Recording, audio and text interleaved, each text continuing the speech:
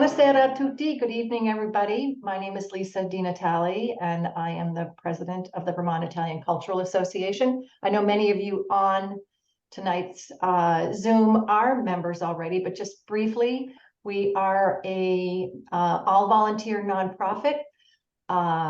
We are 40 years old this year, and we exist to preserve and promote Italian culture in Vermont. And we do that a number of ways through language, travel, cooking classes, lectures, film, opera, and a whole many other things. So I'm delighted that we can be here tonight co-hosting this event with the Opera Company of Middlebury. And I would like to introduce at this point Doug Anderson, who is the Artistic Director of Opera Company of Middlebury, and he will introduce the others and moderate tonight's discussion. So thank you, Doug. Thank you, Lisa. Delighted to be here, everybody. We're here for a number of reasons. One, because we're doing an opera called Glory Denied in several weeks' time, and we happen to have somehow convinced the composer, Tom Cipullo, to join us here for a talk about his work. And since, of course, we're talking to the Vermont Italian Cultural Association, he is an Italian-American. And so it'll be interesting to talk about his upbringing on Long Island, how perhaps being an Italian-American influences his work, and just in a larger sense, to learn about this truly remarkable opera that we'll be presenting soon. We have several dignitaries here with us on this Zoom. Alexandra Dietrich is here. She is making her debut with the company and will be directing this production. Hello, Alexandra. Hello, good evening, everyone. Filippo Ciabatti is our music director, hangs out around Dartmouth a lot, but also conducts all over the place. We are so lucky to have him, and he's now, what is this, second, third, fourth year you've been with us in various capacities, something like that. Anyway. Hello, everyone. Mary Long is our production manager. She is here with us. Hello, Mary. Makes everything happen. And of course, Tom Cipullo. Hi, Tom. Hi. Hello, everyone. Yeah, I will do the briefest of bios and then kick it over to Tom to talk about himself. You don't want to hear me talk about him. You want to hear him talk about him. But the briefest of, he was born on Long Island, to what I understand. No, he was raised on Long Island? Born and raised. Born and raised on Long Island, to what I understand is a musical family, and I want to hear him talk about that a little bit. He is well known for many song cycles, but probably best known for this opera, Glory Denied, which was first appeared in 2007 and then was revised in 2010, and I think in a subsequent production, and now has become one of the most produced contemporary operas of the last 20 years, an extraordinary work, and we're so honored to be doing it. Just a few reviews. Opera News called it gripping theater, and DC Artsbeat called it a work of our time. It holds its own against the greatest classical repertory. That's an amazing thing to say. So, Tom, tell us a little bit how you got to this place. So I'd like to start with your family on Long Island, and I understand there was a lot of music in that house. Well, thank you, Doug. Thank you for that very nice introduction, better than I deserve, but I'm happy to take it. And I just want to say thank you to Lisa and the Vermont Italian Cultural Association. It's such a pleasure to join with you this evening. And think about heritage, my heritage, because we are all products of our heritage and we forget it at times. And so this has been an opportunity for me to think back and try and recall those things that helped form me, for better or worse. And, you know, now that I'm an old man, according to the IRS, I'm an old man. I take great pleasure in looking back and thinking about the memories of being raised in an Italian-American household. You were kind enough to ask me about my father. My father, his father, my grandfather, came from Campobasso, and came in the great Italian migration in the first decade of the 20th century. And when he came, of course, that was the time of assimilation. And it's so interesting because it's, you know, of course, the opposite of today, as we all know, that that they didn't speak Italian around the house. They did not teach my father Italian. And they spoke Italian, my grandparents, to each other, of course, when they didn't want the children to know. And I'm curious how many other people had that same experience growing up. But my grandfather was a butcher, and he worked for the Swift Premium Company down in the meatpacking district of New York City. So my father would always recall that even during the depths of the Depression, they had good meat to eat, and that they often had people over to their home for dinner. So how did I get into music? My father was a professional musician, a jazz musician, who made his living not only doing that, but also he owned restaurants for a while, and he also owned racehorses, which was a terrible thing. But I wouldn't wish that on anyone, to own racehorses. You know, they eat while you're sleeping and they cost a fortune. But my father, I think, became a musician because my grandmother played the mandolin, as a lot of Italian grandmothers played the mandolin. And from what I've heard, I never met her. She died in the 40s. She had a beautiful, beautiful singing voice.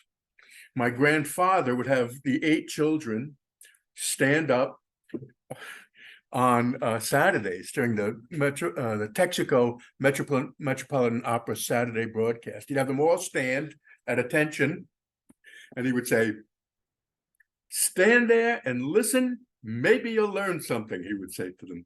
So he was a great Italian opera lover. But my father really wasn't into opera. He loved jazz. My father was born in 1922. He loved jazz, and that was his thing, to play jazz. So I grew up with a diverse set of influences. Opera from my grandfather and jazz from my father, particularly the Great American Songbook. And my father he'd take us, when I was a little kid, to these bars where they would have, on Saturday afternoons, they would have jazz for the whole family. This would be, I don't know, 1965, and the whole room was filled with smoke. And me as a little kid, my eyes were burning the whole time. People thought I was crying from the music, but it was all the cigarette smoke in those days. And so I listened to a lot of that growing up. Then when I became a teenager, I had to rebel. My brother went into rock and roll to rebel against jazz. But I decided to go into the highly lucrative classical music field. I don't know why. So that's the road that led me to composing. I don't know. I hope I've answered your question, Doug. I hope I don't want to drone on too long, but I do want to give you an idea of how important my Italian American heritage was to me and how special it was. But maybe it wasn't that special. Maybe a lot of people had similar experiences growing up to that. I think Doug, I don't see Doug. Is Doug? Did we lose him for a bit? Hi, excuse me. Doug had some unstable internet issue. He's trying to get back in. Oh, okay. So okay. I'm working with him on that. So Filippo, take it away.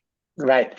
And Tom, I mean, I was listening in a very interested way because, you know, I'm Italian, but also as an immigrant myself to this country, I think a lot about that and how opera influenced my upbringing in a different way. But similarly, in a way, I don't come from a family of musicians, but my great grandfather was a plumber and yet had always opera in his life, somehow similarly to what you were discussing in a way with and even in the time of the war, his daughters, among which my grandmother, you know, even if they weren't educated because there wasn't the possibility, they all became opera lovers in some sense and brought this tradition, which was far away, very far away from being anything snobbish or upper class. Some people think that now, but it's actually not true, at least in our culture, at least in the past.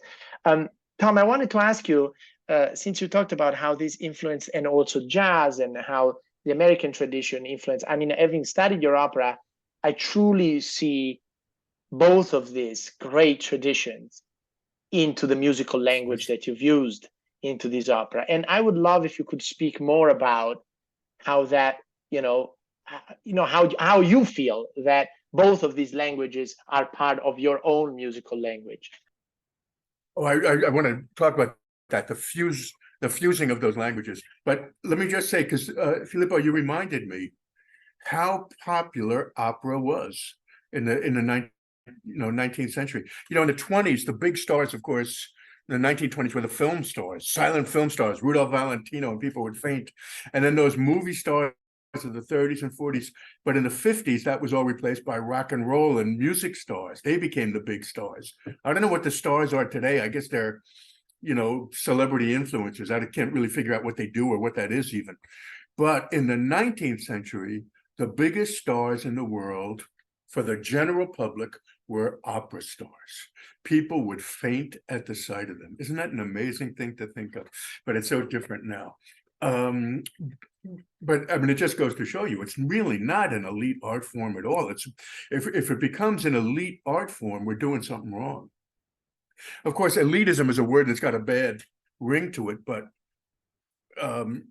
we should probably have more elitism in our life, in the sense that we should have things of really, really, really high quality that we value and that we pass on, that we're proud of, in a sense, that we study and we learn. But elitism that is exclusionary is what we have to avoid. We have to have an involving elitism. But you were kind enough to ask about fusion. Is there an Italian sound in music? You bet there is. It's a sound that's based on melody, that's based on celebrating the human voice. And it's very different than the Germanic sound. And I'm not saying one has greater value, but in opera, we've really had these two competing traditions, German and Italian. And the Italian is a little bit, I think it's fair to say it's more melodic.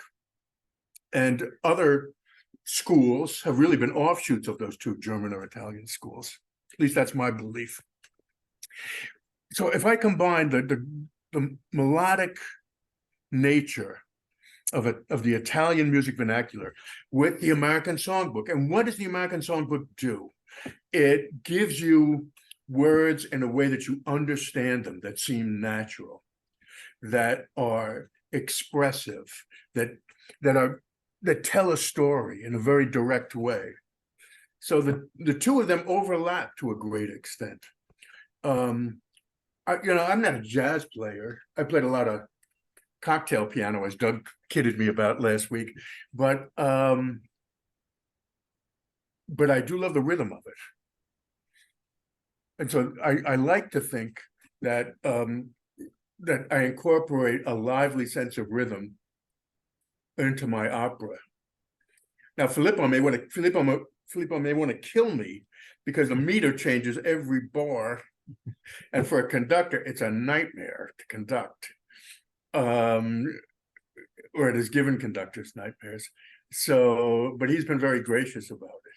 But it's all an effort to make the language, as complicated as opera can be, sound like spoken in the time of speaking naturally, but with the infusion of the emotion that comes from melody and harmony. It's a great challenge to do, and I have to tell you that some of the performers in the early years of this opera's had about 40 productions now, but it was considered almost unsingable. Not because it was dissonant, but because it was so complicated to memorize, the constant changing in an effort to sound natural. And it's a very difficult thing to do. But then I have been told by singers, once I learned it, I could never forget it. And it always seemed right to me. Once I learned it, it made perfect sense to me, but the learning it was tough. Until recordings came out. I'm lucky. It's one of the few contemporary operas that have actually been recorded twice, by Fort Worth and by Atlanta. So to have two recordings, once you have recordings, it makes it a lot easier. Now undergraduates in college do it, and they do it with no problem. So I don't know what that means. You know what I heard once, that who was it? Webern, who was sure that 100 years from in the year 2020, mailmen would be walking down the street humming his melodies. Well, it hasn't really come to pass. It hasn't happened, But has it? but he was convinced of it. Anyway. Well, Thank you. I'm supposed to be the moderator here. My computer died. I missed all of that. So, I just have to ask. You knew it all. Did we get to Tommy Dorsey or not? Mm. Did we didn't discuss this in our little preparation, did we? You took me by surprise. All right, I'm going to since there's people have been nice enough to tune in, I'm going to and I'm meeting some nice people here. I'm going to confess something I almost never say. My name isn't Thomas, although it's Thomas on some official documents. And to the Social Security people, maybe it's Thomas. But I was named after Tommy Dorsey. So my real name is Tommy. And my father was playing at the, was it the Statler Hilton or the Hotel Pennsylvania? I can't remember. But he was playing in Manhattan. His band was the house band for the hotel. And the big band that was visiting that week was the Tommy Dorsey Band. This is in 1956. And Tommy Dorsey died the week I was born. So I was named after him, Tommy. And but if I can go on, here's a story that will illustrate how the world has changed. When my mother went to register me in kindergarten in 1961, the woman behind the desk in a public school said, Tommy, you can't register him as Tommy. He has to be named after a saint. He has to be Thomas. And so she changed it, which in a public school, can you believe it? But she's changed it, which has created a paperwork nightmare for me for the rest of my life, because I am on some documents Tommy and some Thomas. That's strange. Right. But can I share one more experience I had that I completely forgot until I started speaking to Douglas this week?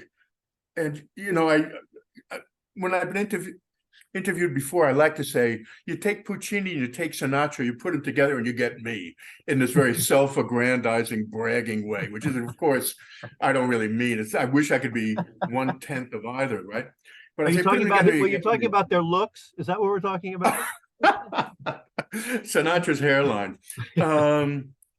But sometimes I forget to mention that my father, who was really beloved by a lot of musicians, was always considered a great gentleman. One of his best friends was a man named Graham Forbes, who was the accompanist for Frank Sinatra in the 1950s. And he was actually my piano teacher for several years.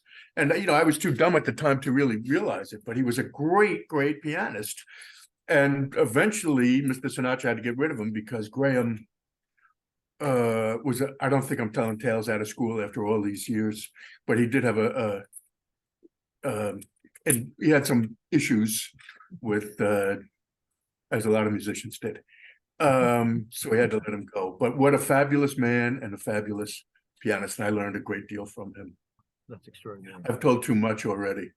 We want more. It's all fascinating. It's all great stuff.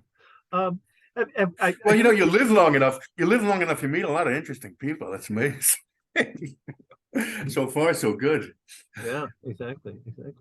Have you talked at all about it's a funny word, but how all of this translated into your style of composing right now? I know you're talking about making the text come alive, et cetera, et cetera. But you know, one of the ways most of us have heard you is in auditions where singers all over the place are singing your arias.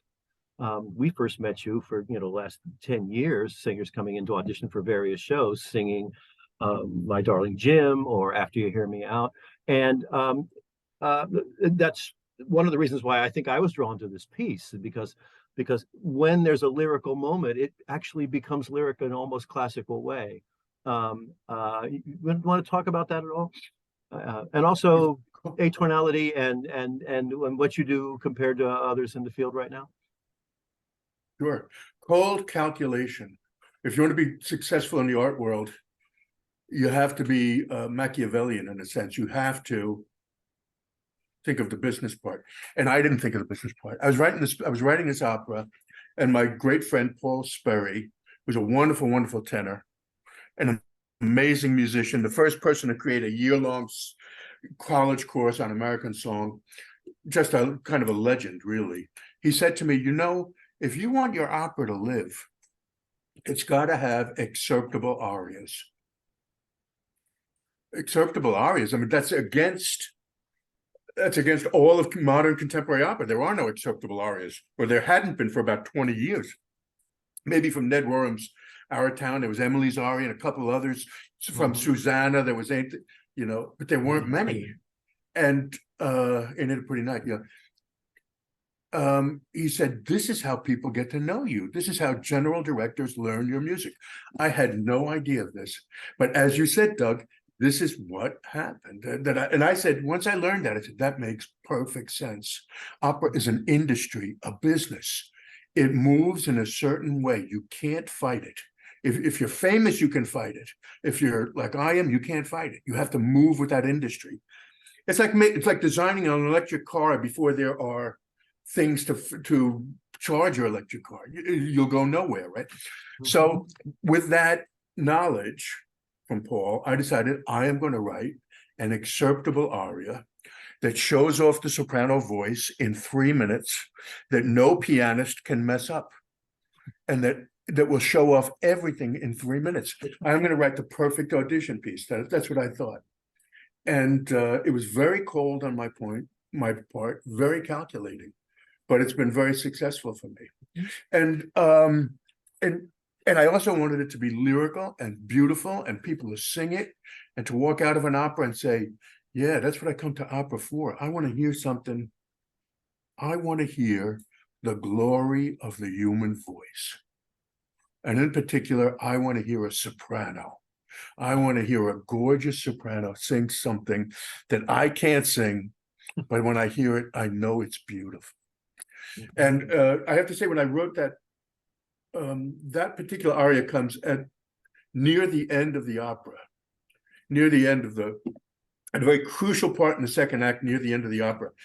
And I just want to take a minute and tell that this opera is based on an oral history, a lot of people's statements. They're real words. They're real words. It's based on a sensational book by the author Tom Philpott, who did hundreds of interviews to get all these people's words about the Vietnam War and the impact on this one family, the horrific impact on this family. So I read this book as I was writing this opera 100 times. No, that's not right. 500 times I read this book, mining it for anything I could find in it. Then I come to this point in the opera and I say, I need something here. I need something special right here. I went back and I read the book for the 501st time, and I found this letter, which I had never noticed before. It's the most poignant letter in the whole book. I had read the book 500 times, and I never saw it until I needed it. It's just a freaky thing. But it shows you how the universe holds things back and then gives them to you. If I had known it before, I probably would have used it in some stupid way before. But it just held it back until I needed it. I was very lucky. But there are other arias in this piece. I mean, you're certainly comfortable with this longer form, and they're all unique and beautiful, and they all now seem to have fallen right into exactly the right place, right where we want to have them. That's very kind. There are patter arias, there are very lyrical arias, but I should tell anybody who's coming to the show, the arias are in the second act. The first act, there's some dissonant moments and clashing moments because our protagonist is under a lot of duress. In the second act, he comes home, and that's where most of the beautiful parts are, I think, are in the second act. I call them beautiful. Forgive me, I have to call them beautiful because I wrote them, but I do think that's what they are, but forgive my ego. Yeah. Have we stopped to explain to people who don't know this aria just what the story is? Have we done that in this call yet? I don't believe so. No. Todd, would you be willing to do that? Tell the story. No, I refuse. I absolutely refuse. Oh, do you really? No. I'd be happy to do it. But maybe, Alexandra, would I be imposing on you? Do you want to hold off a minute, or would you like to say anything about the story? Because I love to hear from the director. Me too. I'd love to pick up the baton, and I don't come from an Italian American background. I come from a Puerto Rican American background, but it's very much the same narrative in terms of culture in the home and the different generations playing different roles. So Tom, everything that you were sharing was very much resonating in a shared experience, but different locale way. So this particular opera has lived in my bucket list of I'd love to direct this opera for some years now. And one of the reasons for me is I love anything that takes the space-time continuum and bends it or pauses it or speeds it up or rewinds it. And so the piece that our audience is going to see has 4 performers on stage, and 2 of them play Jim, who is our protagonist in this story, but at different stages of life. And the other 2 performers play his wife, Alice. And we see them in a younger version of themselves, right before and right after he's captured by the Viet Cong. And we see her at home expecting and writing letters and keeping the household together in New England. And then we also see the version of them once Jim has been released and what he comes home to, or rather what he doesn't come home to at the same time. So we begin to understand that while he was very much imprisoned in Vietnam for all these years and surviving physical, psychological torture and really surviving in the recesses of his mind and creating what a dream house would be if he ever got the chance to create it down to the minute detail and replaying letters in his mind from his wife, that when he comes home, he finds that his wife had different decisions to make. And some of those decisions involved withholding his name from the public in certain ways to give him the accolades of the longest held prisoner of war during this conflict. We also see that she has moved on with another man. He has children. She has 4 children with Jim, the youngest of whom was born on the day he was captured. And the youngest 2, we can read in the account, the Philpott account, that they don't have very much to any memory of him at the point that he returns. So not only have these 2 people been through so much, but at the same time, we see the clash of a changing nation's attitude towards the Vietnam War. We see the counterculture movement. We see a man come home and essentially having been awake this whole time, but it would be like waking up out of a coma and saying, what are all of these new inventions? Who are all of these famous people? Why does music sound this way? Why are people wearing skirts that short? And we really get this understanding that both of them, Jim and Alice, were trapped by different types of encasements and enclosings, and that both of them have had to survive such a great ordeal. So my role as the director, when I see a piece like this, is to really pull it apart and get into the paths and thought processes of each of the characters. That's one of my favorite things to do.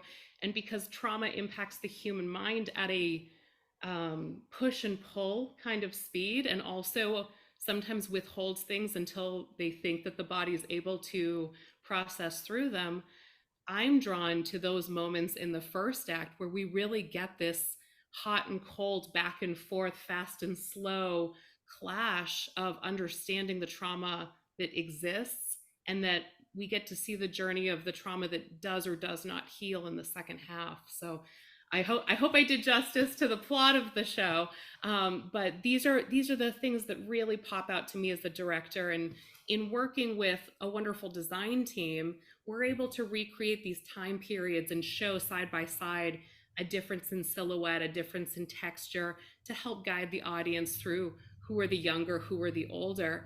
But then in terms of even just the lighting, talking with our lighting designer about having a gradation spectrum of hot and cold, and really allowing torture and hallucination to live in these hotter temperatures for the audience's visual understanding of what's occurring on stage, and creating a vocab in cooler temperatures, lilac tones, romantic elements, fantasy elements for these other moments, especially the wonderful gray zone of what truly is something younger Alice said, or what is something that she has said that has now taken on so much meaning because it's what he was able to hold on to while he was imprisoned. In a way, the confinements of where he was trapped really made it impossible to stand up or sit down for such long stretches.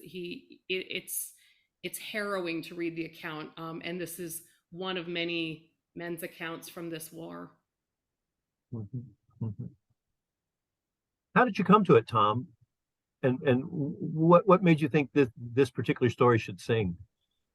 You know, I was at the McDowell Colony, which is a wonderful, in neighboring New Hampshire. And for a long time, I'd wanted to write an opera. I'd written lots of vocal music, lots of vocal chamber music, and lots of songs, but I really wanted to do an opera. Everybody always says, never do it unless you have a commission, because you're never going to hear it. No one will ever do it. But I didn't have a commission. And in business, I always do everything wrong. But I read the New York Times review of books at the McDowell Colony. I should have been working, but I'm reading it. And here's this description of this book. And I still remember the review was by a guy named Richard Bernstein, and he's talking about Tom Philpott's book. And he says, there's something about this book encapsulates, I don't remember it anymore. The trauma, not the trauma, the divisiveness of the war and the imperishable bitterness of the war's legacy. And isn't that true? You know, I was born in 1956, and anyone who's roughly about my age or a little older or a little younger, the defining moment in their lives, I think, will be that period in the 60s where the culture changed and the reaction to the Vietnam War. And I mean, not just the war, but the war, of course, was an amazing factor, but also there was the struggle for civil rights and gay rights and women's rights. And all these things that changed, mostly for the better, but there were certain things that were probably maybe not for the better, certainly. I don't know. There was a certain, what shall I say? In the do your own thing generation, that had to happen. We needed a do your own thing generation, but we also lost a little something with the do your own thing. So, when I read this, I said, this could be it. This could be the subject that I want to write an opera about. I know a lot of people write operas based on great novels. I have no interest. I want to tell a story about my time. My time and the experiences that were important to me. And then when I thought about Colonel Thompson, who was gone from 1964, in prison, 1964, comes back in 1973. If you were old enough to remember what a high school yearbook looked like in 1964, all the men had short hair and neckties and white shirts, and this is their high school yearbook picture. Come back in 1973, he must have thought he was coming back to Mars because it looked completely different. Nobody dressed like that. And just a new permissiveness and just the way society had changed, it had to be, it's an amazing time. An amazing time. Just the year 1968. I wrote a song cycle once about 1968. All the things that happened that year. Men are getting ready to go on the moon, 2 assassinations, the Mexico City Olympics with the athletes doing the Black Power salute on a medal stand. All these things that were unthinkable just months before, it seems like. So it's a riveting time. Dramatic as could be, and that's what an opera has to be. It's all drama after all. So that's what drew me to it. Yeah, that's what drew me to it as well. I mean, you tell people it's this opera about a guy in prison, but it's so much more than that, and how it reflects the culture of that time, and still seems to me very much to speak to our ever-changing times. And Alexandra and I were talking earlier, and it's not just a guy in prison. All 4 of these characters are in their own kind of prison, their own kind of strictures that are holding them back, keeping them down, torturing them. And so it's so much. And obviously, a man in prison is an interesting story, but the getting out and back into a society that's changed is really the basic story for me. How he comes his way back in. Yeah. Can I drone on just a little bit more? And that is, you know what else attracted me about this story? In this story, no one is all good and no one is all bad. And really, that's the way people are. No one is like that. So, these black and white stories. And now in our society, we've come to think that way too, which is very, very dangerous. Instead of just realizing no one is all good and no one is all bad. And so that was a very appealing thing to me. And, I had this experience. And what's interesting too, that very often women and men will experience this opera in a completely different way. Because his wife, after a time, unsure if he's dead or alive, although there is evidence he's alive, decides she has to move on with her life. And, I wrote an aria for her that she does, the older version of this character, After You Hear Me Out. And when I wrote it, I said, my goal in this aria is I'm going to write an aria that is so beautiful. I'm going to try. Whether it happened, I don't know. I'm going to try to make this so beautiful that everybody sitting in that audience is going to say, you know what? I could have done that too. If I had 4 children, the last one born the day he was captured, and he volunteered to go there. For my kids and myself, I could have done that too. And it's interesting because a lot of times the men will walk out of the theater and say, oh, that woman, I hated her. And the women will walk out and say, I understand her completely. And if I can go on just for one more moment about this, the most wonderful moving comment I ever had about this was in San Francisco. San Francisco Conservatory of Music did a wonderful production. And I was sitting in the back, nobody knew who I was. And in front of me was a young girl and an old woman. And there's a certain point where in the opera where where one of the characters on stage, older Alice, says, I don't give a shit if you forgive me. When that happened, the old woman in front of me laughed.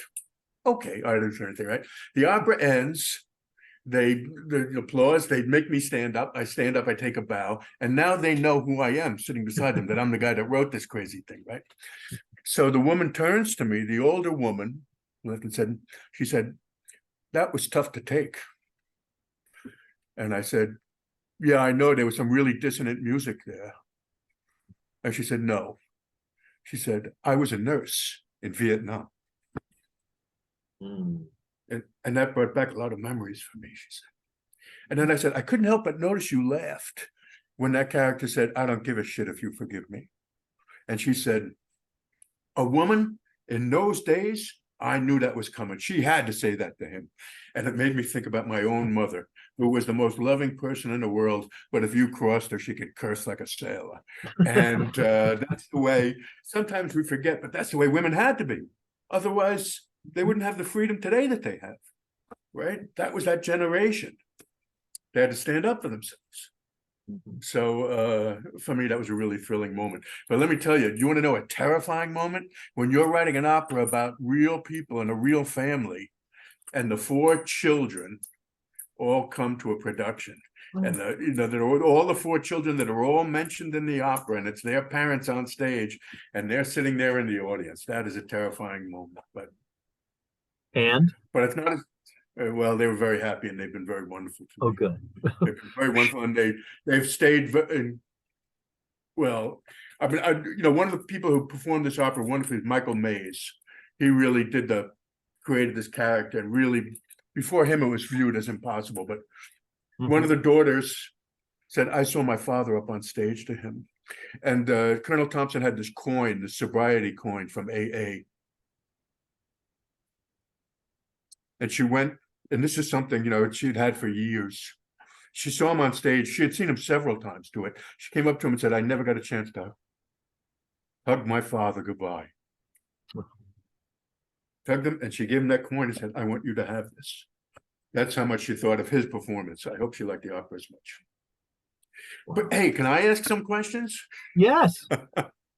I want to know about conducting this thing, and what's it like, and how difficult the preparation is, and how daunting it is. And is there another piece you've done like this, Filippo?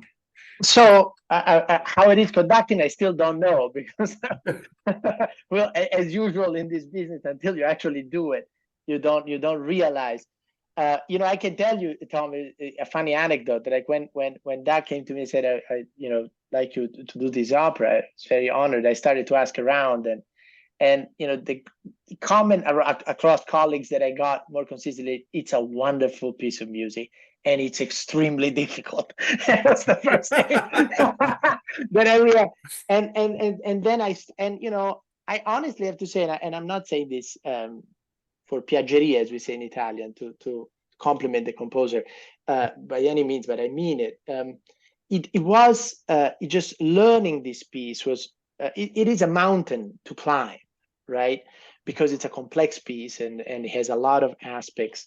But I had the feeling that I have every time I have, you know, the opportunity, the pleasure, the honor to dig into a great composer's score. After a while, you start to understand the language. And I felt after a while, and I hope that the performance will, that I have the privilege, and I was privileged to ask to conduct, will have this feeling, because after a while, there was something that clicked into my head. What you said before about what you were trying to do with the text in getting it natural, right? I felt it after a while, that all of this rhythmicality was actually to serve the text. And again, going back to what I was saying, after a while, I felt that I've started to understand or make sense of your language, which is really specific and really personal. Which I think it is of the great composers. I had the same sensation. I remember when I studied my first Britten opera, which was I love Britten profoundly, but you know, it's one of those. This is one of those music that doesn't come natural, right? It doesn't. You have to learn it. In order to learn it, you have to sweat on it, right?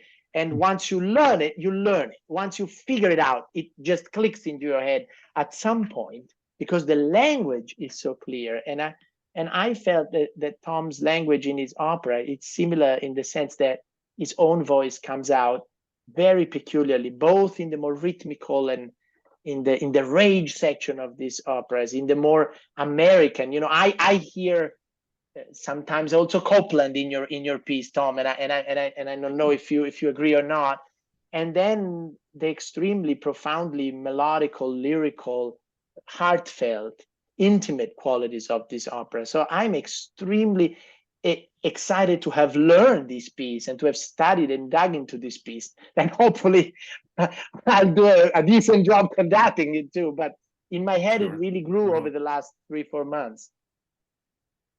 Well, I have to say thank you for those very kind words. I love Copland.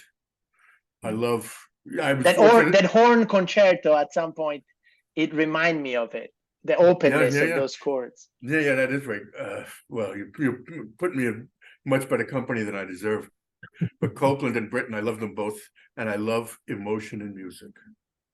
So, I mean, if you can't have emotion in music, what's it there for? If you can't have emotion and beauty. But I have to say, I want to thank Doug and Mary, because the cast you've assembled is stunning. It is some cast, and I can't wait to see them and hear what they're just beautiful singing actors. That's what they are. They're singing actors, and so they will make me sound much better than I am. Yeah. Well, let me just let people know who they are, and both of the men have sung these roles before, often frequently. Brandon Snook and Peter Kendall Clark. You must know them both. I know them very well. Yeah. And it's a funny thing about it is a difficult opera to learn, and once you know it, you might sing it many times in your lifetime. You are a wanted commodity. I think someone like John Ryson has sung it over and over again. Yeah. John and Brandon, I think they hold the record. John and Brandon have sung that part the most, I think. Yeah. Really? Well, that's so great. So we have two very experienced performers who have sung these roles all over the country. We have Meredith Lustig. Did I recall that you knew Meredith at one point years ago? I do know Meredith. Yeah, she's a fabulous singer, beautiful singer. Made an offhanded comment. She starred as Blanche Dubois in the only other contemporary opera we've done, which is Streetcar Named Desire.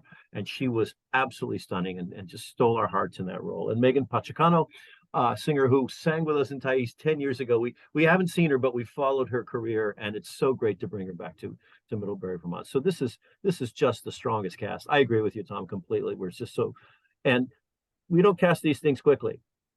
We wait until we get just the right people. We don't just say, oh, we had auditions, let's cast somebody. We took, Mary gets mad at me. When are you going to finish casting this show? I'm like, I'm not going to cast it until we have, as you say, the singing actors who can do a piece like this. There's no room for cliche. There's no room for the cliches of operatic performance. You can't just stand there and face the balcony and belt. I mean, you've really got to be able to relate to others and to sort of embody this very difficult stuff. So I agree, and that's a pitch to everybody watching. We've got a terrific cast. Come to see the terrific cast.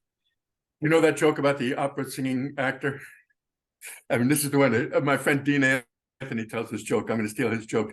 It's the guy goes the opera singer goes into an audition and he sings beautifully, and the director says, "That's wonderful. Can you act?" And he says, "Can I act? I can do all three." What do you mean all three? Happy, angry, sad. Yeah. Hey, Well, Doug, so can I ask you, what's it like now to do a contemporary opera? Because I mean, you have to, when you run an opera company, I know it's a delicate balancing act. You want to give people like basically what they know. We all do in every field for everything. I go to restaurants, I order the same exact thing every time I go into that restaurant. I am Mr. Familiar. So I understand. And you know what? I could go to see La Boheme every night for the rest of my life. I could go see La Boheme and be happy, to be honest with you.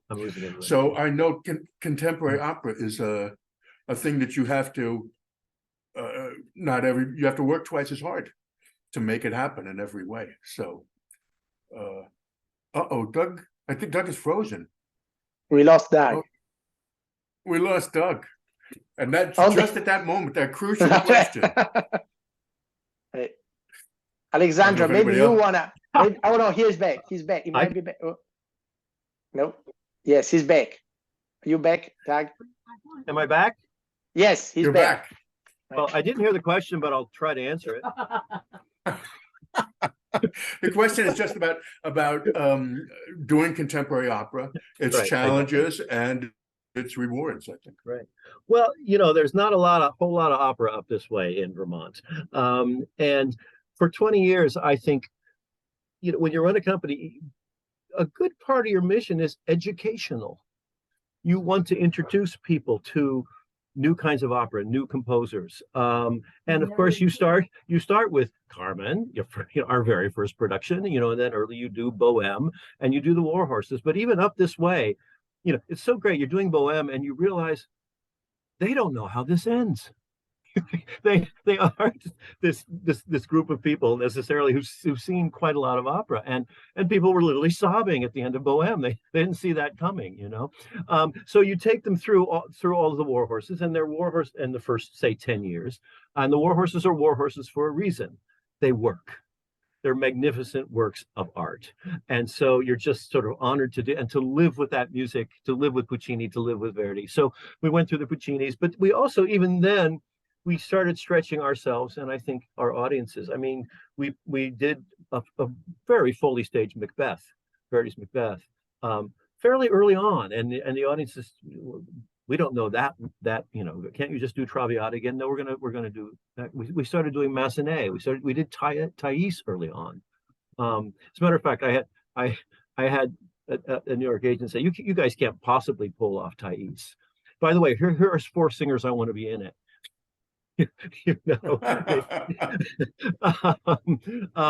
And so I think, and we've always done, I think, we've never repeated an opera after 20 years, interestingly enough, because I feel our educational thing is to keep introducing people. And the Previn was that way. Previn was that first step. It is melodic, and it's a story everybody knows. And you say you're doing Streetcar Named Desire and you're going to fill the house, and we did. But it was the beginning of sort of taking people by the hand and say that we're going to go in this direction as well. The trick about when we were going to sort of take the step into something written after the year 2000. A lot of it had to do with story, and a lot of it has to do with music. And to tell the truth, you open each one like a present. You sit down and you listen to it and you read it and you're like, and you think, not yet, not quite yet. Maybe not quite yet for my audience, not quite yet for me. And I'm unfortunately I've directed just about everything we've done. But this one, it was a completely different feeling. Probably because the story is so strong. Probably because it is not simply atonal, but it is tonal in many wonderful, as we've been talking about, beautiful ways. And I could, and you see, you're like, oh yeah, I see why companies are doing this all over the country. I see why this is the one that people are doing. So it seemed to me just the perfect intro. And I know people are going to be pacing around our lobby, not knowing what they're getting into. I know it. But I also know that they're going to come out of it as a different kind of opera lover. And that's what excites me. What do you think, Alexandra? What do you think? I mean, you jumped on board with this very quickly. I wholeheartedly agree, Doug, with what you said in terms of there's going to be a human response and a visceral response to every single person who sits and watches this production.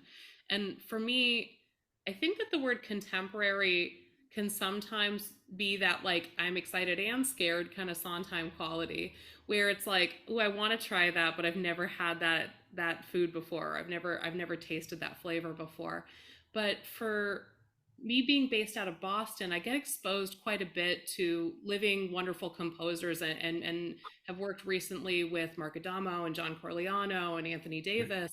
And this fusion of soundscape that is so inherently American because of the fusion that has occurred there, and everybody bringing in different components of the nature and nurture of their own lived experience.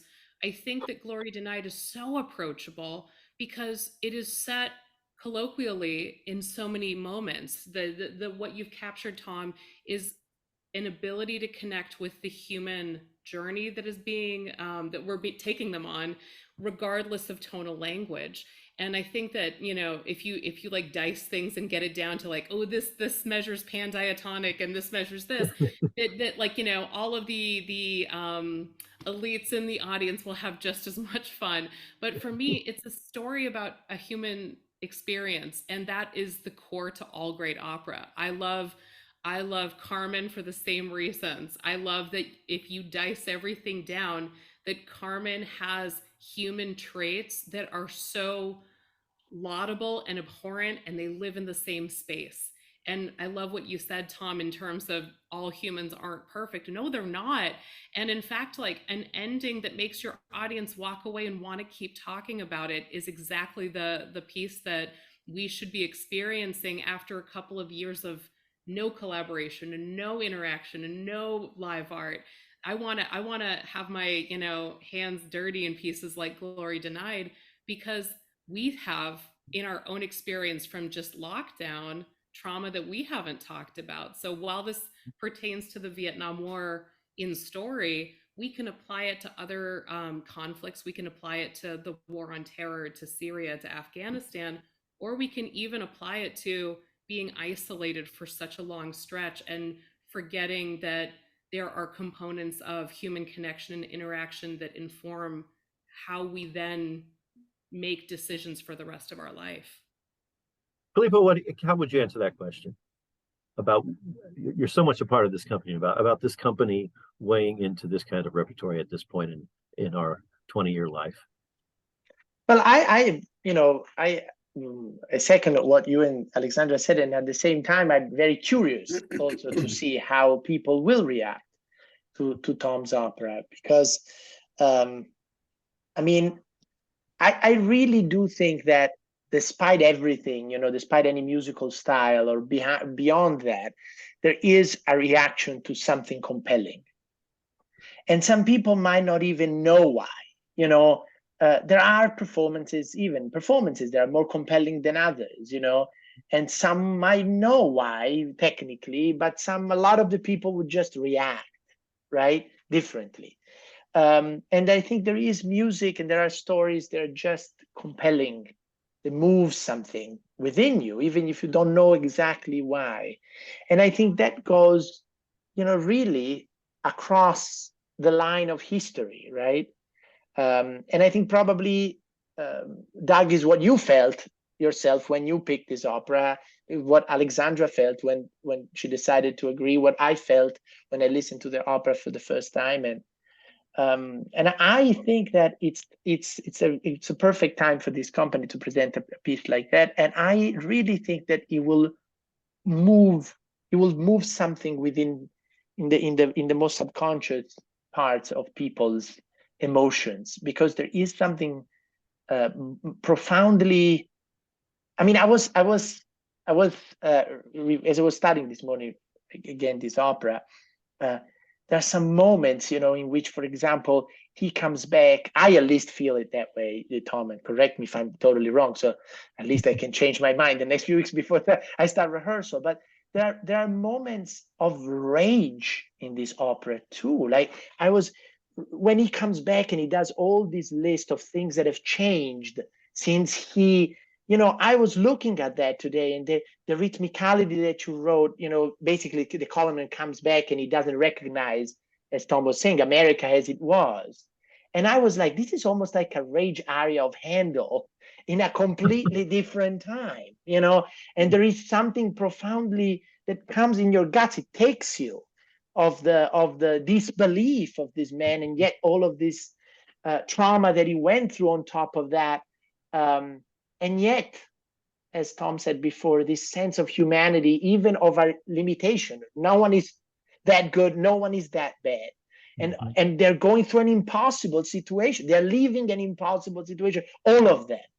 And that reflects in the music beautifully. So I think that level of like animal reaction to emotions, if you want to pass me this term, comes really through this opera, and we'll get to our public. It's a very educated and sensitive audience.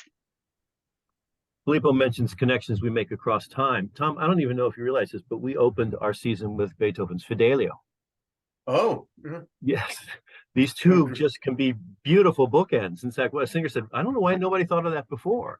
But Fidelio, of course, is about a man who's been incarcerated for a long, long period of time, and it's about his relationship. It's really about his relationship with his wife. And so there are many parallels between the two. And Fidelio seemed like something else that was a kind of a brave thing for us as a little company to do. But I think you'll agree, we really had an extraordinary time with it, and it was a great success. So it's our season of incarceration for what it's worth, but it's not really. It's about season. It's our season of relationships. Really, it's the relationships under stress is what both of those are really about, and they're both beautiful in their way. One ends more happy than the other. You don't get that great finale, Tom, that Beethoven gets. That has the audience on its feet because it's such a happy ending. Sorry, I'm just going to interrupt, Doug. It's 8 o'clock. Not that I want to end the discussion, but I wanted to leave time. I forgot to mention at the beginning that if people had questions, they could ask them in the chat. So since I didn't do that, I thought maybe we could do it now. If people had a question, they could unmute themselves and to ask a question of anybody.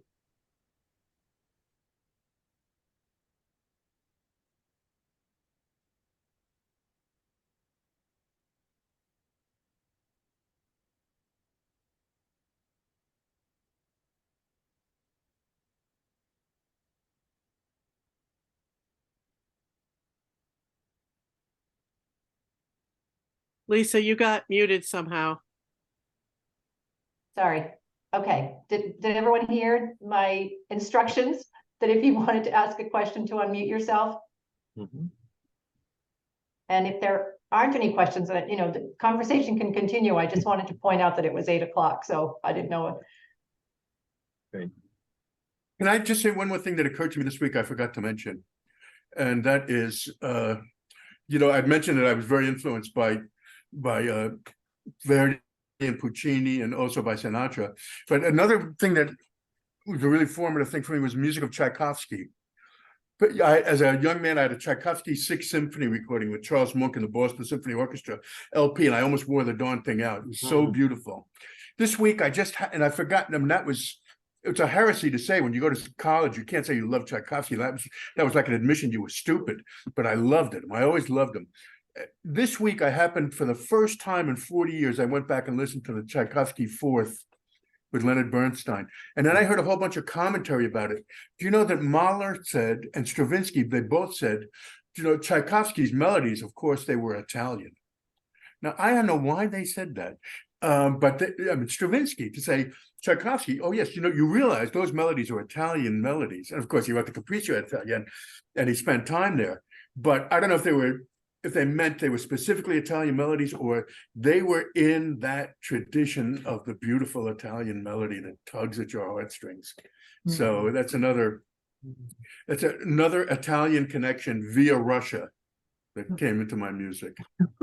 Well, if I can say, if I just very briefly, Tom, you know, I was reading it because as a lover of Tchaikovsky, having conducted recently the Sixth, actually, that you know that there is a line, I think, because you know Tchaikovsky was a great admirer of Mozart, and you know it was his favorite composer, and really Mozart, and we take, you know, maybe Italians take too much pride in that, but Mozart's formative years in Italy were absolutely fundamental to the way his music was shaped. You know, he wanted a job in Naples, it's just they didn't give it to him, crazily enough.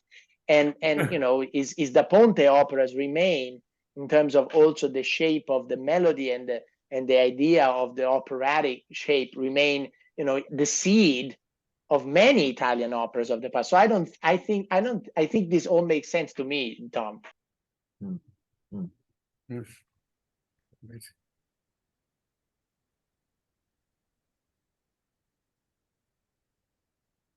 Anything else from anybody? At one point, I don't know, did you want to play that little clip or not? I don't know. People can find it themselves on YouTube. I That's can put it in the chat. That's Great. That's great. I'll put a link think to so. that in the chat. I think so too. There's a YouTube of My Darling Jim from the Atlanta Opera that we talked about, so I will put that in the chat. Great. Terrific. Doug, should someone repeat when we're playing this? Yeah. Yeah, Mary, why don't you, so I don't get it wrong? Sure. We open on Wednesday, September 27th, 7:30. Another show will be Friday, September 29th at 7:30. A matinee on Sunday, October 1st at 2. The show runs about 75 minutes long. We are doing it without an intermission, so no intermission. And that's the main thing you need to know. You can get tickets at townhalltheater.org. You can also go to ocmvermont.org for more information, or certainly I'm sure you know Lisa. If you're here, or you at least have gotten a link from her, if you can email Lisa or you can email me, and I'm glad to send you further information about Coming to Glory Denied. And Tom sort of let it out of the bag. He is actually going to be coming to the show, so we're pretty excited about that. He'll be there on the final night, Okay. correct? For the matinee. Monday, October 1st. Yeah, can't wait to see it. Yeah, and you know, Tom is a draw, but we have a better draw on opening night, which is a tradition that we have of free Prosecco for everybody after the show. And so we have a Prosecco, and we all stand around and talk about the show, and the singers come out and they join us, and we all drink. It feels very Italian to me as well. So I just wanted to say, we have 2 free tickets to give away tonight to a Vermont Italian Cultural Association member. So behind the scenes, I've been taking names and keeping track, and I did a random number generator, which is a great little app if you don't have it. So the winner for 2 tickets is Amy Panetta. So Amy, I will put you in touch with Mary, and you can. She's on the screen right now with her keyboard. Yeah. Thank you so much. I really appreciate it. Sure. What are you playing, Amy? What's on your piano right now? My keyboard is set up for my online lessons. I'm a piano teacher. Marvelous. But I haven't taught great. online, thankfully, for a couple months now. So Oh, good. Tough. Yeah. So I'll just connect you to by email so you can coordinate getting your tickets. fantastic. Thank you. Okay, great. Appreciate it. Well, I want to thank everybody for this conversation. This is the kind of conversation companies always, if they have these conversations in person and long meetings and getting to know each other, this kind of thing. And for us, everybody on screen right now to have the opportunity to have this conversation. I think it's been really useful, really useful. So thank you, Lisa, for bringing us all together from Absolutely. various parts of the world. That's Thank great. you. Absolutely. I thought I would mention one other thing, and this information's on our website, but we have two programs for free tickets. We have a program called Opera Under 26. And so if you were 26 years old or younger, you can get a free ticket to the opera. This is sponsored by an anonymous donor. So OCM does receive the income for those tickets, but they don't cost the person coming anything.